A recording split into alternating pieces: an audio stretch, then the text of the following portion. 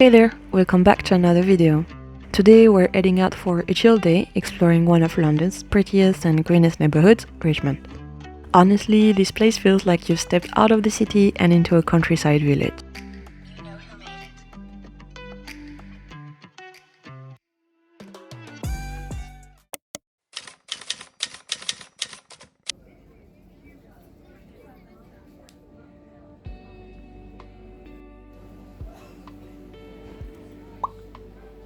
As soon as we stepped off the overground, our first mission was simple: find coffee.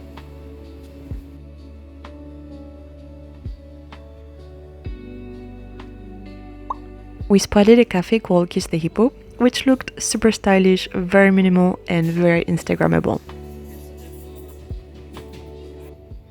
They even had their own coffee beans on sale inside. Sadly though, I've got to say this was one of the worst coffees I've had in a while. Definitely not the best start to the day. Coffee in hand, we made our way to our first stop, Paved Court. This little cobblestone pedestrian street is absolutely adorable. It's lined with tiny chocolatiers, independent boutiques, cafés, jewelers, and all sorts of gift shops. It's also pretty famous thanks to Ted Lasso. Right around the corner is Richmond Grene, a lovely open park surrounded by Georgian houses and pubs. And again, if you're a Ted Lasso fan, you'll recognize the Crown and Anchor, which is actually the Prince's Head in real life. But that's the pub where fans gather to watch the games. Next, we stop by the Open Book, a small and very charming independent bookstore. The shelves are stacked high with everything from local authors to international favorites, and I even spotted one of my own favorites, a Murakami novel I already own.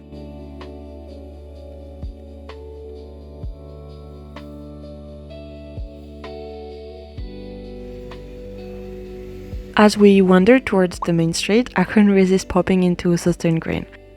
Every time I walk past one, I have to go in.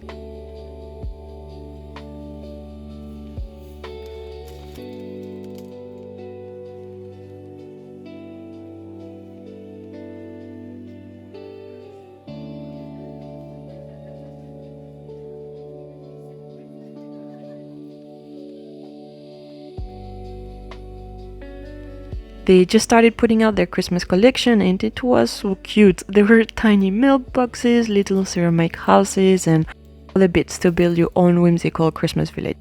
I was so tempted to buy everything.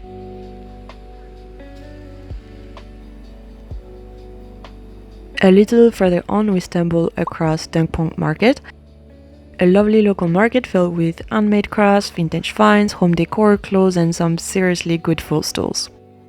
It's not very big, but it has a great community vibe and there's a stall for pretty much everything.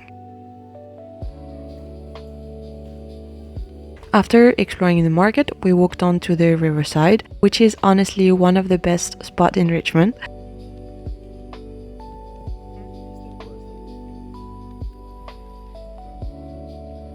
It was buzzing with people, some soaring by the water, others out roaring on the Thames.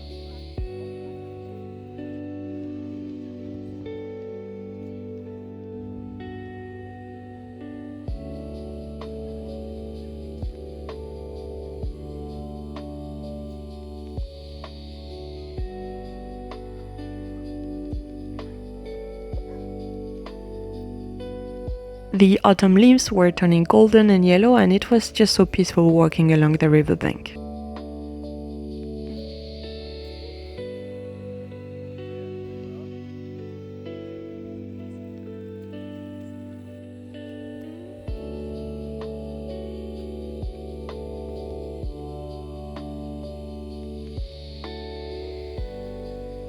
When lunchtime rolled around, we stopped at the Rose of York for a proper meal. The place was almost empty, which made it really relaxed.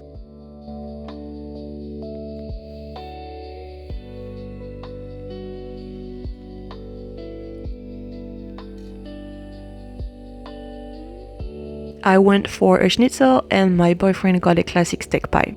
Both were delicious. We couldn't resist sharing a sticky toffee pudding for dessert because you can't come to a British pub and not get one. After that heavy but delicious meal, we needed a good digestive walk. So we headed through Petersham Common, a lovely wooded area to reach the entrance of Richmond Park. Richmond Park is one of London's 8 royal parks, and it's absolutely massive, with more than 2,500 acres of woodland, ponds and meadows. It's home to hundreds of free-roaming deer, ancient oak trees and wide open landscapes that make you forget you're still in London. The air even smells fresher here.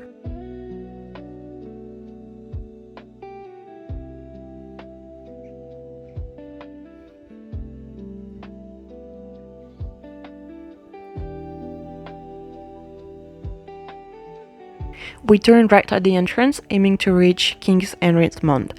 This little hill has a fascinating history, since legends say that King Henry VIII stood there to watch for a signal from the Tower of London telling him that Anne Boleyn has been executed. From the top there is a pathetic view all the way to St. Paul's Cathedral in central London, perfectly framed by a gap in the trees. It's such a stunning sight.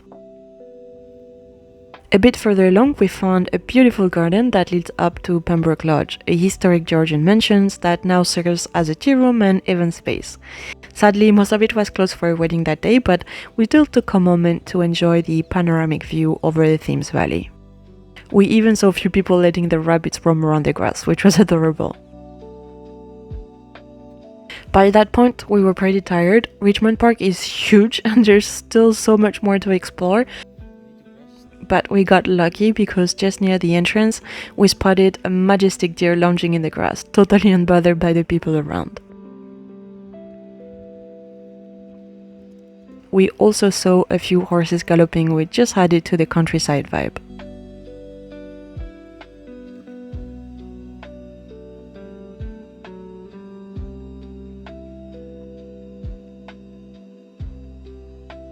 Eventually, we made our way back towards the main street at the station, ready to head home.